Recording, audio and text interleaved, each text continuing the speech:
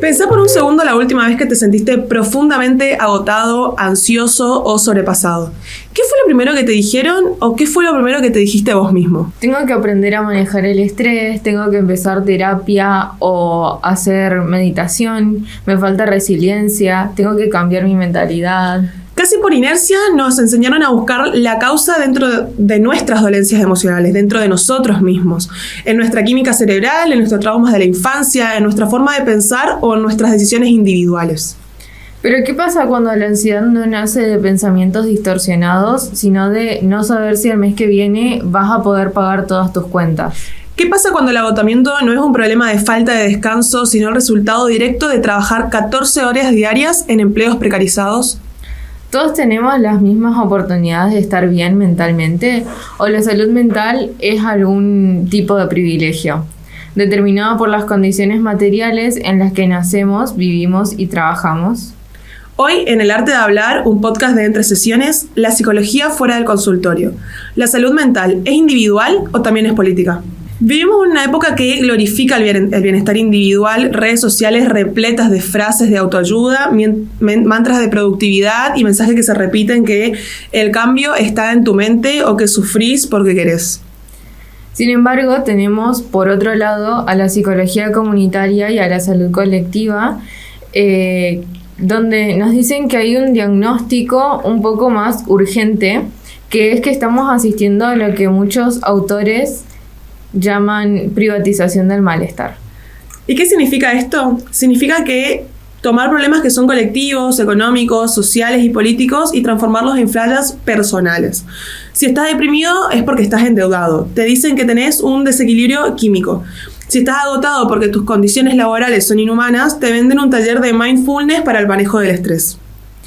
Tenemos que prestar atención en que tanto la meditación como la terapia y el autocuidado obviamente son herramientas que son muy valiosas, pero el problema es cuando se usa la psicología para anestesiar los síntomas de un contexto que capaz no es el mejor y en lugar de cuestionar las condiciones que producen ese sufrimiento. Como decía el sociólogo Mac Fisher, atribuir el sufrimiento mental únicamente a la química cerebral o a fallos personales funciona como un mecanismo de control social. Si el problema soy yo, la solución la busco yo solo, la busco de manera individual, y si el problema es estructural, la solución exige organización, comunidad y política. Es muy complejo en realidad porque está todo conectado, ¿no? Claro, es que si nos imaginamos es como que estamos todo el tiempo retroalimentando al ambiente y el ambiente todo el tiempo nos retroalimenta a nosotros. Sí. Hagamos una pregunta incómoda. La salud mental y desigualdad. ¿Todos tenemos las mismas oportunidades de estar bien? La respuesta corta y basada en evidencia, hay varios estudios respecto a esto, es que no. La Organización Mundial de Salud reconoce hace décadas los determinantes sociales de la salud. Esto significa que el estado de tu salud mental no depende únicamente de tu genética o de tu fuerza de voluntad. Depende de un porcentaje aplastante de la equidad en la distribución del dinero, del poder y de los recursos. Vamos a ver algunas de las condiciones materiales, se podría decir, y cómo impactan en el psiquismo. Primero y principal, lo más lógico es que pensemos en el trabajo y la precarización. La incertidumbre laboral constante mantiene al sistema nervioso simpático en un estado de alerta crónica, podemos decir. Las hormonas del estrés, el cortisol, se disparan no porque un tigre nos está persiguiendo o porque un león nos está persiguiendo, como habrá sido en su momento, sino por la amenaza constante de la inestabilidad económica en la que estamos sumergidos. El burnout o síndrome de quemado no es una debilidad personal, sino que va a ser la respuesta fisiológica que tenemos los humanos a entornos laborales bastante estrictos. Después también está la vivienda, el lugar donde habitamos, que tener un techo seguro no es solamente una necesidad física que tenemos, sino que es de alguna forma un ordenador fundamental en el psiquismo. Entonces, podemos imaginar algunas personas que están en situación de faltas de servicios básicos, donde tienen amenazas permanentes por el lugar en donde están viviendo. Son cosas que van a erosionar muchísimo la seguridad ontológica que va a tener la persona. Entonces, se podrán imaginar que es un poco imposible pedirle a una persona que está en condiciones de mucho estrés porque no sabe si es seguro, no tiene las comodidades básicas en el lugar donde vive, que esté bien. Que regule sus emociones. Claro, va a estar bajo un nivel de estrés muy alto porque está bajo amenaza constante. Es el meme del perrito que se está prendiendo fuego en la casa, ¿viste? Y está sentado así. El acceso, también el tercer punto va a ser el acceso desigual a la atención en salud. Acá aparece una paradoja bastante dolorosa, que quienes están expuestos a mayores niveles de estrés estructural son precisamente aquellos que tienen menos acceso a servicios de salud mental de calidad. La terapia privada suele ser un recurso privativo de clases un poco medias o altas, mientras que la salud pública, que está desbordada, que está desfinanciada y muchas veces solo puede ofrecer respuestas farmacológicas rápidas por falta de tiempo y también por falta de profesionales. Hay un riesgo bastante grande en llevar la psicología únicamente dentro de 4 paredes, que es la psicologización de la realidad.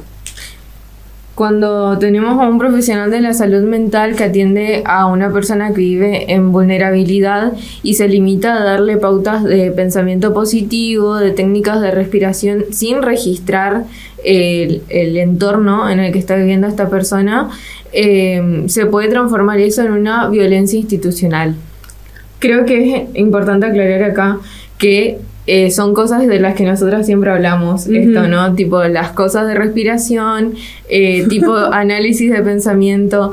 El problema acá no sería que se den estas pautas, sino que todas estas herramientas que se puede dar desde el profesional al paciente no tengan en cuenta el entorno en el que está la persona, y que muchas veces el entorno es lo que puede estar generando el malestar y no tanto la mente de la persona o cómo está viviendo. Es lo que decíamos hace un ratito, si la persona viene de un contexto vulnerable, amenazante, de peligro, no le vas a enseñar a la persona frente a este contexto completamente estresor, concentrarte en respirar, meditar, no, porque no le sirve, no es funcional o útil para su historia de vida y su subjetividad. La salud mental no puede ser un lujo de consumo individual y no es algo que se compra en una sesión de 50 minutos. La salud mental también es la posibilidad real de proyectar algún tipo de futuro, de tener tiempo libre, de descansar sin culpa, de criar a los hijos con tranquilidad, de acceder a una cultura, al deporte, a una nutrición adecuada también y al contacto con la naturaleza funcional, ¿no? Adecuada. También me parece muy importante aclarar que cuando decimos que la salud mental también es política, no estamos hablando de ningún partido, que es algo que se tiende a confundir muchas veces. Solo significa reconocer que las decisiones políticas y económicas que se van a tomar dentro de las sociedades van a determinar quiénes tienen la posibilidad de vivir con bienestar y quiénes tienen que sobrevivir de alguna forma en el agotamiento o ante situaciones que no son las ideales. Estamos hablando de la salud mental política y no partidaria. A eso vamos. Entonces, si el malestar no es puramente individual, ¿qué hacemos? ¿Nos quedamos solamente en la impotencia de esperar que el mundo cambie o a dónde vamos? La respuesta es no, porque la psicología crítica y comunitaria nos propone un cambio de paradigma para esto. Lo primero que nos propone es la desindividualización de la culpa. El primer paso terapéutico y político es entender que parte de tu angustia no es un defecto personal, sino un síntoma de un entorno bastante desarmado, bastante caótico. Nombrar la causa real del sufrimiento nos va a permitir a nosotros liberar la culpa paralizante. También está el reconstruir el tejido comunitario. Muy comunitario esto. Comunitaria, perdón. El aislamiento es el terreno fértil de la patología, que es algo que también siempre decimos. El individualismo nos hace creer que solo podemos con todos y, sin embargo, la verdadera salud mental se va a tejer con el lazo social. Siempre mencionamos también que es muy importante tener una red social, una red de personas que nos apoye, y en muchas ocasiones esta red está conformada por el barrio en el que vivimos, por los centros comunitarios que tenemos cerca de nuestros hogares, en las organizaciones de trabajadores también, los grupos de pares, las redes de apoyo mutuo donde se trata un tema en específico.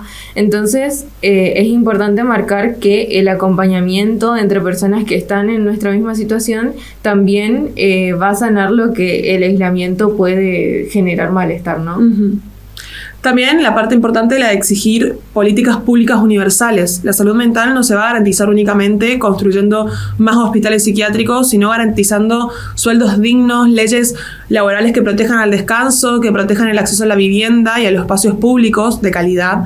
Y la mejor prevención en salud siempre va a ser la justicia social para todos iguales. Es tener en cuenta que es un ámbito más que se solía sacarle mucha importancia a esto históricamente y en todo el mundo, me parece. Entonces, tener en cuenta que es un ámbito más, que los profesionales que trabajan en esto también pagan un costo muy, muy grande con su propia salud mental, sí, ¿no? Porque generalmente si se trabajan en centros... En centros de salud mental estás expuesto a muchos casos bastante graves donde tenés que poner mucho de vos para poder soportar eso que se ve. Entonces también tienen que ser retribuidos de alguna forma, tienen que tener las comodidades para poder atender bien a las personas y no estar en espacios compartidos o espacios donde la persona no se sienta cómoda, porque tampoco se va a poder llegar a un resultado óptimo en el tratamiento que se le quiera hacer. Ir también a una psicología con los pies en el territorio. Necesitamos profesionales de la salud mental que salgan del escritorio, que entiendan la realidad de los barrios, que dialoguen con las comunidades y que entiendan que el contexto no es un dato de color, sino la matriz misma donde se construye la subjetividad de cada persona. Desde pensar esta psicología fuera del consultorio nos obliga a desarmar una ilusión que capaz suele ser bastante cómoda, que es que no basta con enseñar a las personas a resistir las tormentas o resistir como estos malestares. Sí, que se dan a nivel social muchas veces, sino que hay que preguntarse por qué el clima es tan hostil y para quiénes lo es. No se trata de desmerecer el trabajo personal, obviamente, la psicoterapia o las herramientas de autocuidado. Todas son necesarias y valiosas y todas se retroalimentan entre sí. Se trata de entender sus límites. La terapia puede dar herramientas para navegar en el río, pero no puede afrontar la corriente que empuja a las miles de rocas hacia nosotros. La salud mental no es solo una ausencia de síntomas diagnosticados, sino que también es la libertad de vivir sin miedo constante, esto que decíamos antes, sin estar como todo el tiempo con una incertidumbre de qué va a pasar, o si voy a llegar, o si voy a poder. Es la posibilidad de construir un proyecto de vida que sea significativo y poder hacerlo con las personas que queremos. Porque nadie se salva solo. Lo escuchamos bastantes veces, y la salud mental, si no es comunitaria y compartida, nunca será verdaderamente salud. Esto fue otro episodio de El Arte de Hablar, un podcast de Entre Sesiones, y nos encontramos en el próximo episodio.